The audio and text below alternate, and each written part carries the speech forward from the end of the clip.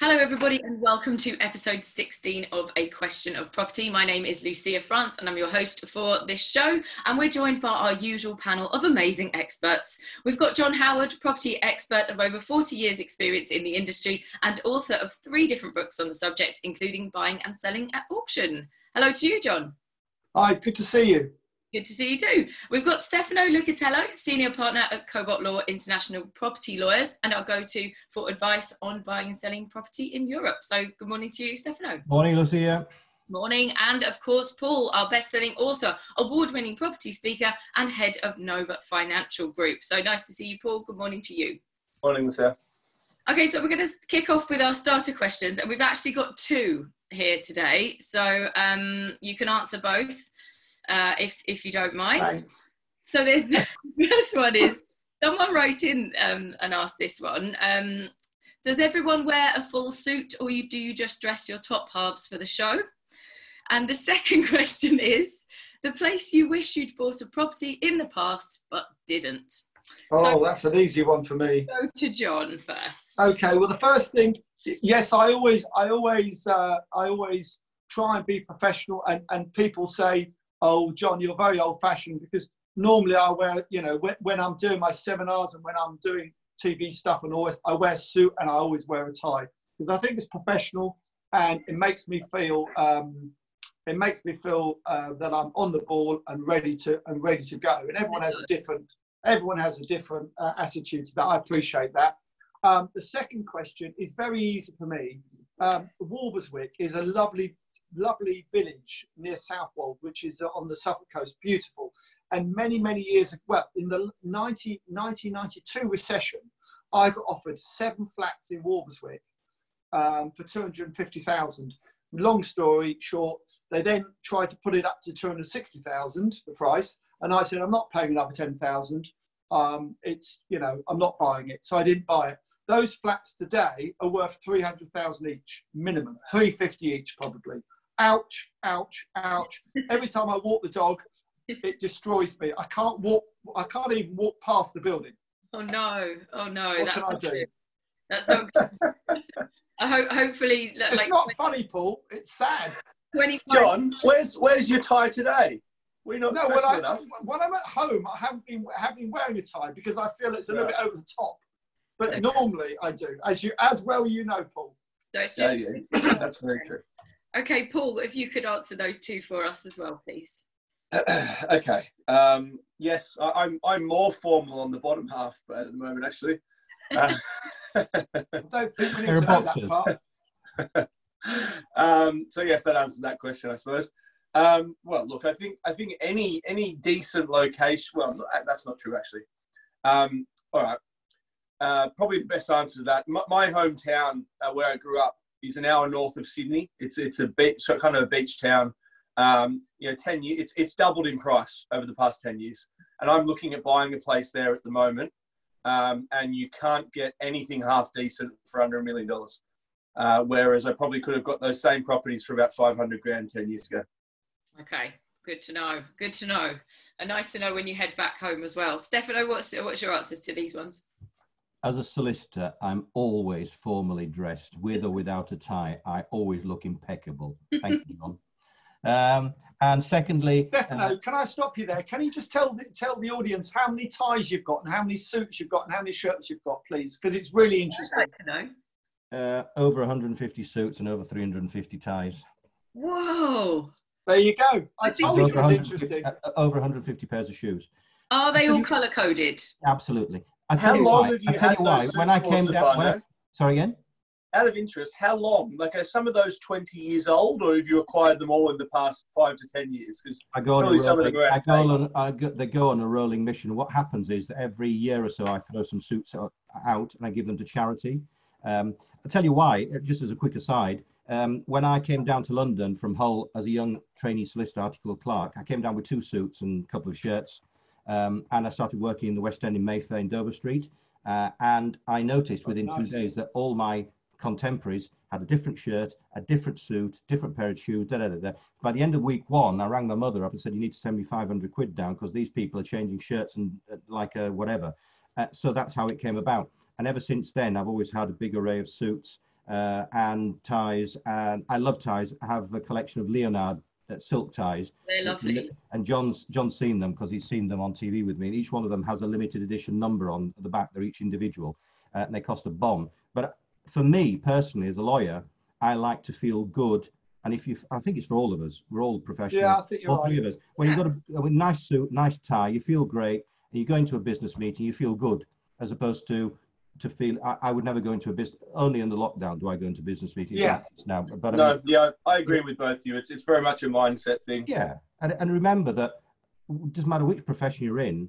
The impression that a person makes within the 30 seconds of you going into a meeting will be the impression that he takes away, whether it's good, bad, or indifferent, and you can't get rid of that. So I've got one shot, as we all have, at impressing a client, not only with what I know, hopefully, but with what I'm wearing. And John's right. If I can just say, the other thing I believe is that actually it shows respect to the people who you meet. Yeah. And I think that's important. I mean, especially, you know, if they don't want to dress like, that's fine. But it shows respect that you made an effort to meet them and be professional. And I think that's very important. Yeah, absolutely. They say that you have a fraction of a second visually for somebody to form a first impression, and you have 4 seconds verbally. Yeah. Well, do you know, actually, speaking as somebody who has spent most of lockdown with just one bag of clothes because of I only thought I was going to be here for a week, and obviously then lockdown happened. My sister, bless her, she sent me a whole box of my clothes and piled them folded them all up, and they sent beautifully. And I feel so much better now that I've got my own clothes back. So yeah. Let's see. You need to get rid of that one you're wearing today, because I noticed it's got all sorts of holes on it. It's gone through the washing machine a few times. Butterflies. Lovely. Beautiful. Very, very trendy. Very elegant. Very right. Trendy. He's a charmer. He's a charmer, isn't he? To property. Okay. So yes. First question now is for Paul. What is your view, Paul, regarding interest rates over the next 10 years, please? Wow. It can obviously make a big difference to your net rental return per month if it goes up a lot. So we're basically, can you predict the future here, Paul, please? Look, obviously I can't. I don't have a crystal ball, but there is one obvious thing. They can only go one direction. We're at historical low interest rates. And they can't really come down any further unless they go to zero. So therefore, they will increase at some point. However, I wouldn't be too concerned about this. And the reason I say that is, I assume we're talking about buy-to-let mortgages here and how that's going off. You mentioned net rent. So yeah. You know, lenders now will stress test your mortgage for you at an interest rate of 5.5%. So even if you're borrowing at 2%, your rent needs to be sufficient to cover not just 5.5%, but also cover that 125% of the time. Right. So there's a calculation there that they run. Now, you used to have to do that for yourself. It's now done for you. It's still worth doing it yourself to understand what your sort of break-even point is, so far as what rates would have to go to for you to start to make a loss. But that is a pretty substantial change, to go from 2% to 5.5%. It's not just a tripling of the rate, because the base rate at the moment is it 0.1%? Am I right in saying that? Yeah. What it came down to over lockdown? You help me out there, guys? Yes. It's 0.1%.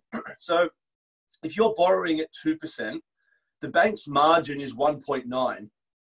Yep. And therefore, for the rate to go to 5.5, that is a massive, massive increase from where it is now. So you need to be conscious of these things. You need to stress test your mortgages.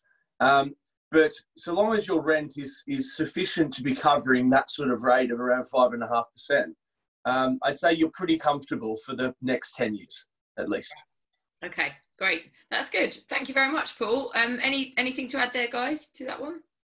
I think if you try and predict the future, you might not always get it right. It's very difficult to predict the future. And I agree with what Paul says, that we're at rock bottom, so it couldn't go much lower, but it might just stay the same as opposed to going up. Okay. I just quickly, what I would say, of course, if they keep printing money, then people say, well, if the government keep printing money like they have been doing, then that will cause inflation. Inflation has never been a bad thing for the property industry at all. to be honest with you. However, it potentially will push interest rates up. But, you know, should you be doing deals, if you can't afford to pay, you know, I mean, deals or invest in property, whatever, if you can't afford to pay probably at least double what you're paying now in interest, you know, if you can't afford to do that, then really you should be doing it anyway. Right. And what you've said there, John, obviously that's the opinion of a lot of people. Obviously, they are printing money at the moment, and that might affect inflation. But if we look back at the last recession, they printed a hell of a lot of money then, and it didn't drive up interest rates. No, it didn't. I agree with that. Yeah. Thanks very much, guys. Thank you for your input there. Okay, let's move to Stefano then. We're all of your questions today are about Spain, Stefano. So just so you know that. This person says, I'm looking to move to Spain. I've got 2 dogs that I don't wish to part with. Are they allowed to return backwards and forwards to England now? And will they be allowed after the 31st of December this year? That's a good question. Well, I've never had a dog in my life, but as I understand it, dogs and other animals, you do, and you'll know because you've lived in Spain, dogs need to be chipped, don't they, Lucia? And as such, they have to have their own dog passport, in this case, animal passport. Yeah. If they're not chipped, they have to go into quarantine. So if you're in Spain and you're leaving Spain and you've had them in Spain, you've got to have them chipped, both under Spanish law and under British law, United Kingdom law, have its own passport. If you don't, I'm not even sure if you can leave Spain without it being chipped, but on the presupposed theory that you can leave Spain, when you get to the United Kingdom, however... Sorry, Stefano, let me just stop you 1 second, because they're saying they want to move to Spain from... Oh, right, sorry. Okay, fine. So it doesn't matter whichever way it is. But okay. So they'd have to have a passport, they'd have to have it chipped. If it's not chipped or passported, I don't think it'd come up, you'd be able to leave the United Kingdom. But if you were to get to the other side, then they would put it into quarantine for 30 days, 31 days, however long it is that they'd have to put it into quarantine for. And then you would have to have it released. I know friends of mine who went to Italy, for some reason had to have their dog quarantined in Italy once it had arrived. They arrived by car and there was something wrong, and I can't remember what it was, but it was quarantined. So I think the ultimate thing is that you can take it abroad. I would make sure it's chipped before you leave the United Kingdom. Make sure all your animal paperwork is in order before you leave the United Kingdom. Will it change after Brexit? I can't tell you. I would not have thought that veterinary matters will change. They might get more difficult in the sense that when you arrive, they will actually physically ask you for the proof that it's chipped, the passport, etc., etc. Whereas beforehand, until now, you go and come and they don't really say anything. But I think, especially with Spain, having seen all the other things that have been happening in the last few months with when British people, United Kingdom people are applying to become resident in Spain, my understanding would be that perhaps they would be targeted, as many years ago were Brits who were coming out of Gibraltar, where I used to live, coming into Spain. We were always targeted to see whether we had the right car things like the spare wheel, the triangle, the jacket, another set of glasses if you were, specs, the first aid kit and all the other bits and pieces. And I think that we will, as Brits, be targeted more on these administrative things when we go abroad into Schengen countries as of 31st December 2020. So, and if I may add to that as well, Stefano, we got our dog in Spain from a rescue centre there, and if you get a rescue dog, which I 100% advocate, they automatically come with the microchip in their neck, and you go through on the ferry or whatever, and they just beep their neck like you would in a super or something, and it beeps and it comes up with all their information. But you do need to make sure that in Spain they need a rabies jab every year, whereas in the UK it's every 3 years. And they also have to have a worming tablet within 5 days of travel. So you have to travel within those 5 days. So I hope that doesn't apply for the owners then. No, no, not at all. We actually moved our British Bulldog from Australia to the UK and then back again. And it was really easy going from Australia to the UK, and it was really difficult going from the UK back to Australia. What was the difference, Paul, on the second part? Why was it more? So Australia, I think she just had to have a shot, one shot 90 days before we left, coming to the UK. And going back, I know Australia has really strict animal laws. So there was loads of things we had to do to get her back to Australia before she left. Where is she now? She's in Australia. All right. So she's a well-travelled pooch then. Can I just say, isn't it amazing? He's Australian. He lives in Great Britain, and the great, it means something. Yeah. And he likes the Queen. He lives in Great Britain. And the second thing, he's got a British dog. What can we say? Yeah, well, she was born in Australia, so she's at least a little bit Australian. She probably has debatable. Has an Aussie accent by now. She's been there a while. Let's hope not. Let's hope she's kept her Britishness. Oh dear. Right. Thank you very much for that, Stefano. Okay, let's go to John for your first question. Yes. Today. So, John, I've currently got a bridging loan on a property which is currently half finished and behind schedule due to COVID. The loan has to be paid back by the end of June to the bridging company, and I won't be in a position to do this. So please, what is your advice? Well, the first thing to do is to ring the bridging company, speak to them, and try and negotiate another 6 months. I doubt you'll negotiate a year, but you could try 6 months. They'll probably sting you for extra interest. But really, what choice have you got at this point?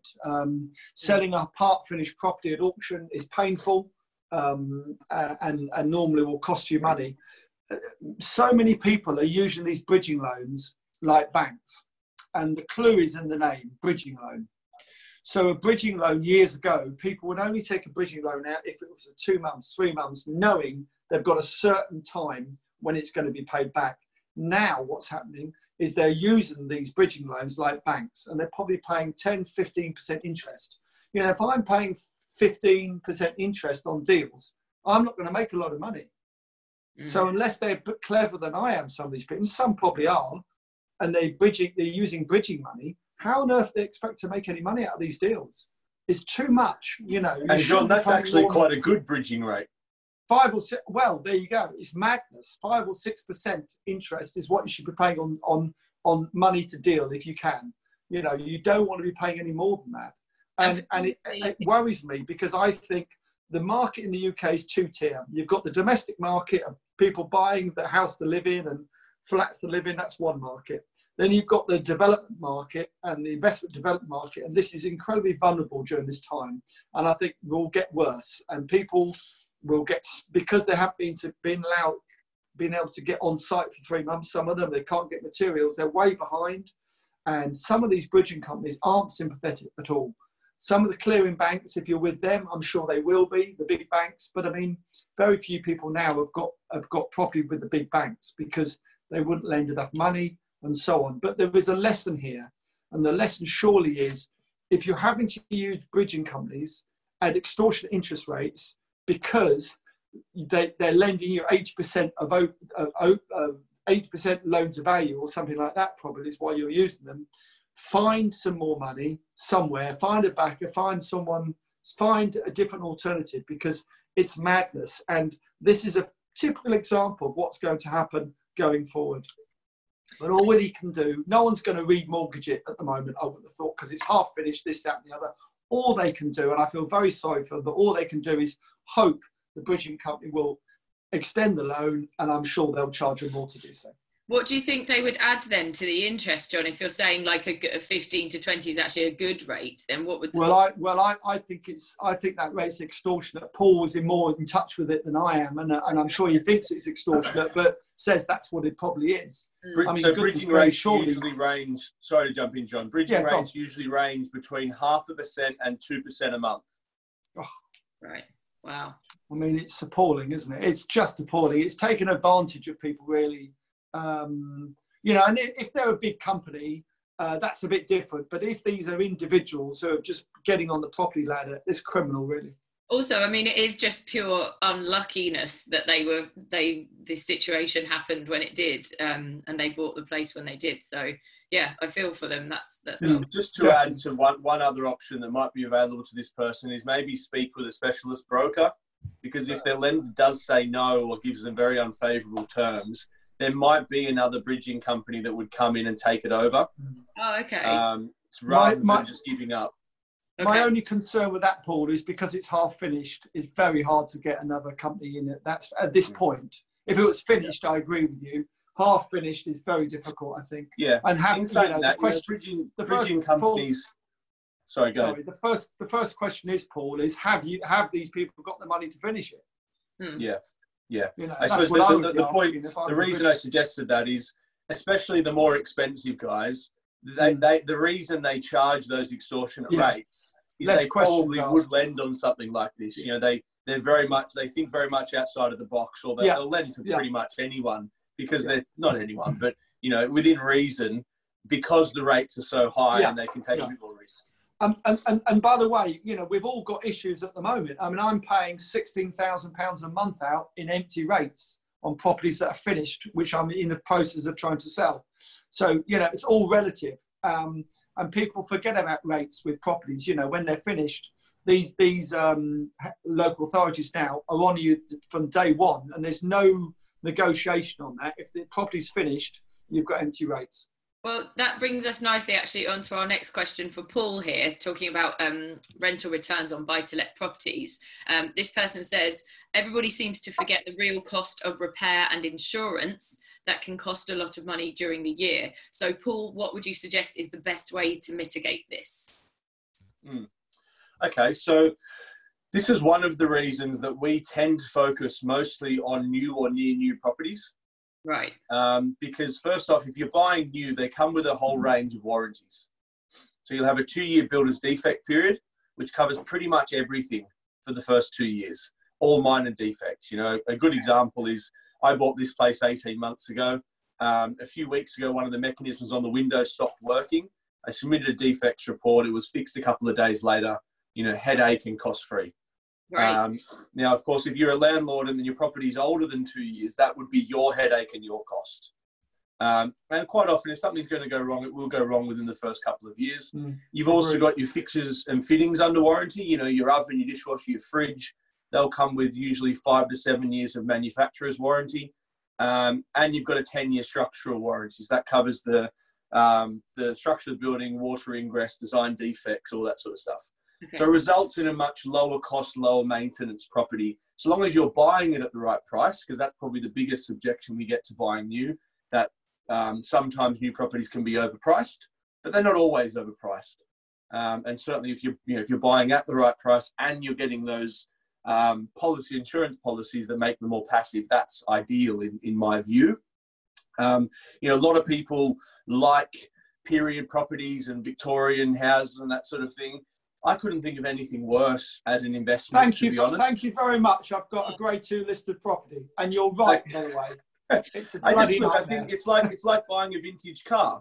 You know, you take it for a spin, something needs fixing. As an investment, that doesn't make any sense to me. I want a box that generates me money. And I don't want to be getting my hands dirty. I don't want to be fixing toilets every weekend. I don't really consider myself a landlord. I consider myself a property investor. And therefore, that type of property makes more sense for me, and lower maintenance, lower cost. So if this person is concerned about maintenance costs, I'd encourage them to buy new properties that have all these warranties, and then they shouldn't have to worry about it for at least the first sort of 7 to 10 years until the property might need something done to it. I guess in the meantime, make friends with local trades as well, you know, give someone a shout that can help you out. Okay, let's go on to Stefano's next question. So Stefano, we're back to Spain again here. Right. I own a house in Spain along with my partner. I feel like we should sell, as I don't know what the implications will be once Brexit goes through on the 31st of December. We've added... Sorry, John? Good luck. Well, we've added a lot of value to the property, and as estate agents have verified, we definitely get back more than we paid for it, as it's in a very sought after and well established area. I think it's almost impossible for us to become residential now, as the backlog of people doing this is so big. What would your advice be? Stay put, don't sell. Why is that? Because the market is so complicated, as it is here, but it's so complicated abroad with Brexit, not only Brexit, but with COVID-19, that the market at the moment is showing false readings. My view is that if you are not a seller that needs to sell, then I would stay put. It's only a question of months. I would review the situation January of next year. my view is that you would not get as much back for your property as you think, even though you may have added value to it with a swimming pool, whatever you've added value to it. The price, remember also the estate agents usually upsell your property because it's in their own interest to upsell the property. So they'll put it on at, let's say, 750,000 euros if it's a beautiful property. In their own mind, they know that they're not going to get 750, so they'll leave it there for a while, then they come down after a while and a bit more and a bit more. Had you put it on the market originally for 500, you'd have sold it straight away. Right. It's a lottery. I would stay put for all sorts of reasons, as I say, for Brexit and for COVID-19. Enjoy it and don't have any knee-jerk reactions as you wouldn't in the United Kingdom as well. I think the same policy applies in the United Kingdom, that, you know, just hope, if you've no reason to sell it, if you're not what's called a motivated seller because something is pushing you to sell, then I would stay put and I would just sit back, just keep it in its beautiful condition and start the process of selling it if you still intend to selling it in January 2021. I cannot believe we've now got Stefano answering questions about you ought to be an estate agent. You should. I thought you were a lawyer. You're now giving advice on property sales and what people should do. The fact is, you're right, is a bit annoying. The one thing I would say is this isn't gonna get better next January. You're stuck for a good 3 years. This isn't going away anytime soon. You know, unemployment in Spain and places like that, it's going to be horrific, much worse than in England. And in England, they're talking about potentially 4 million out of work. So this isn't going anywhere. You want to batten down the hatches, enjoy your home, and forget about selling it. Just forget about it, because it isn't going to happen unless you want to take a big dive in its current value, perceived current value. And in terms of what I'd add, sorry, Lucia, is that my view is that the only places that you should consider selling in are major capital cities like Rome, Milan, Paris, Madrid, because then there's always someone, Monaco, there's always someone who wants a pied-à-terre for a weekend and the money to pay. But apart from that, I wouldn't be selling anything. And Stefano and I agree, which doesn't always happen. That's not very common occurrence on the show. But just to answer the second part of the question, Stefano, they say it's almost impossible to become residencia now, as the backlog of people doing this is so great. Have you heard any more of that? Because I remember you saying in previous episodes that some of the I've forgotten the name of them now. The administrative procedures. Yeah, that they've just stopped taking inquiries about that. Yeah, NIE. Well, it is the case now that NIEs, the alphanumeric codes that you need, the fiscal code that you need to buy property in Spain, as you know, because you've got one. They're very difficult to get at the moment because they're backlogged and the procedure very slow, and the police are taking the time in doing them.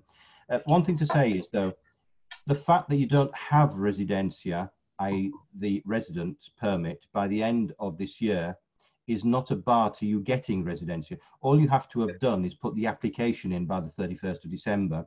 And I'm not sure about this, but when I was doing a webinar the other day on Italy, one of the estate agents was telling me that the same thing happens in Italy, and it's not a close. You can actually put it in by the end of June 2021. So I'm not sure if the same applies in Spain. I can find out. But all you have to have done is put the application in by the 31st of December, and then you can get it. You know, in due course, you can stay on the basis that you've put your application in. Right. Okay. But remember, there's always the 90-day rule which applies, which is if you stay more than 90 days, you have to have applied for it. Yeah. Okay. Great. Thank you very much, Stefano. That's fantastic. Good advice. Good advice. Very good advice. Thank you, okay, John. then back to Paul for your. No, we're not on to Paul. Sorry, John. I do apologise.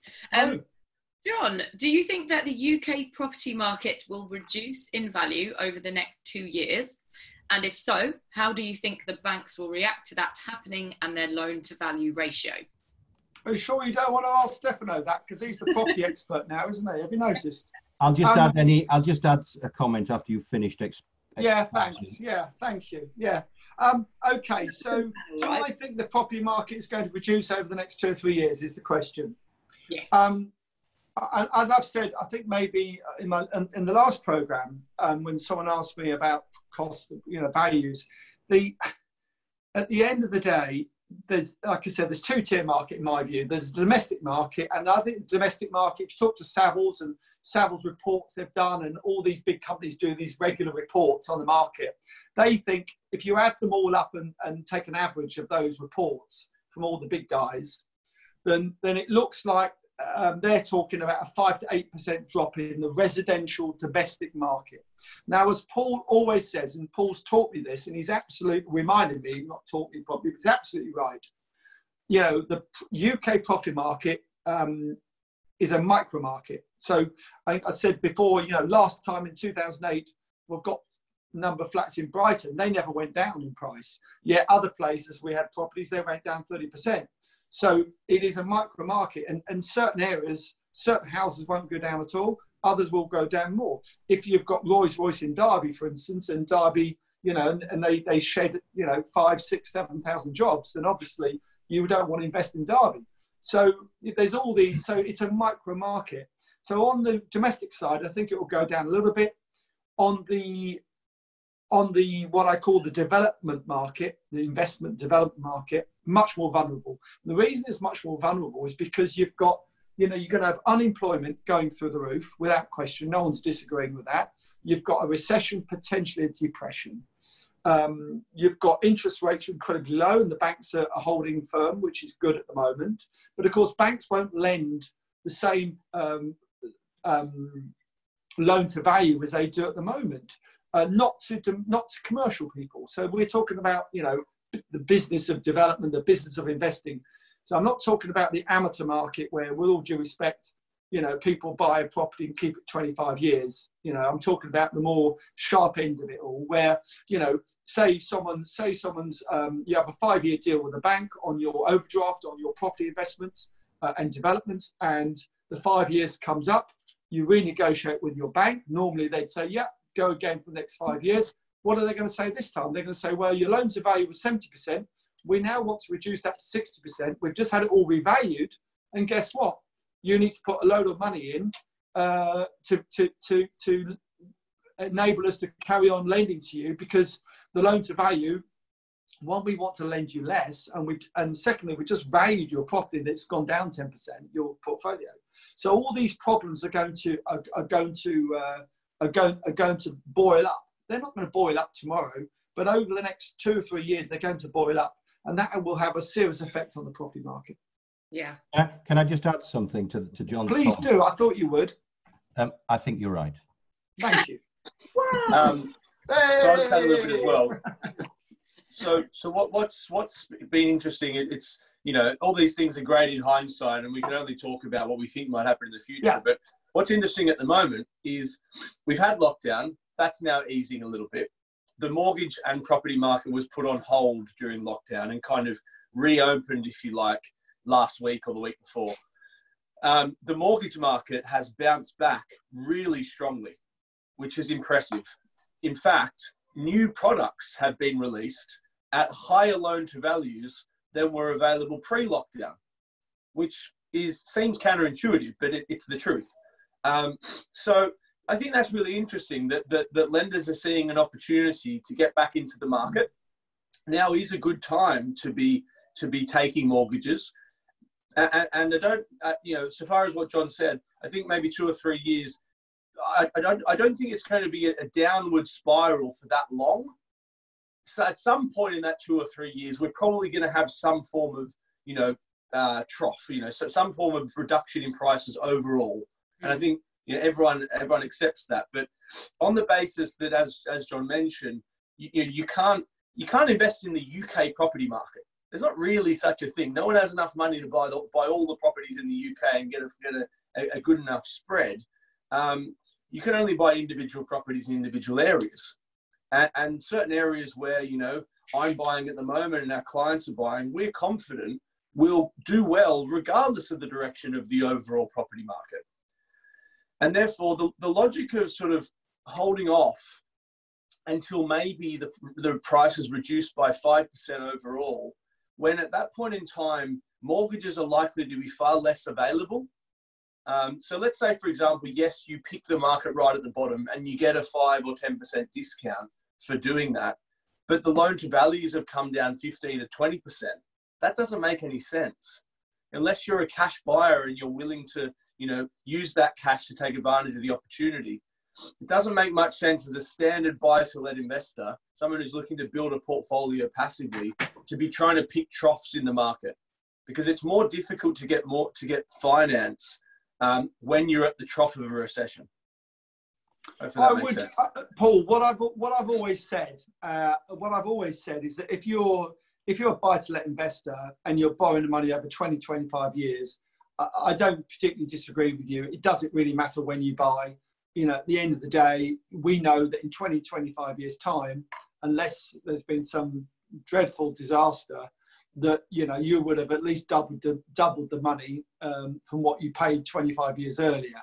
So I think that's not the sort of market I'm talking about. I'm talking about, as I explained, the hard-nosed end of it all, the sort of end I'm at, where it's dog eat dog, and there's big capital gains to be made, and there's big capital gains to lose, and it's not for everyone.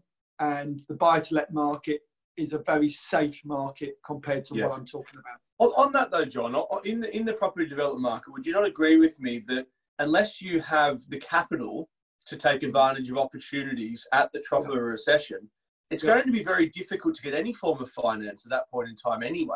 Yeah. So if you want to do a property development, maybe doing it now could be a good idea, unless you want to wait 2 or 3 years. Well, if you look at what I'm trying to do at the moment, and whether I've got it right or not, who knows, but I'm looking to buy portfolios, residential portfolios, which with income, because I think that's pretty safe, which is similar to what you're telling your clients to do. The difference is I'm buying in bulk, and then I'm going to trade them out individually, hopefully to other people, or keep them for a while and trade them out. I'm not looking to do any detailed big developments. And the reason for that is, although I could probably fund some, the reason for that is I don't know where the market's going to be in 2 or 3 years' time. Yeah. So I know that if I've got residential property with a yield, that yield will save me. I can pay my mortgages, and I can, at worst, I can pay my mortgages. At best, I can sell them at a profit.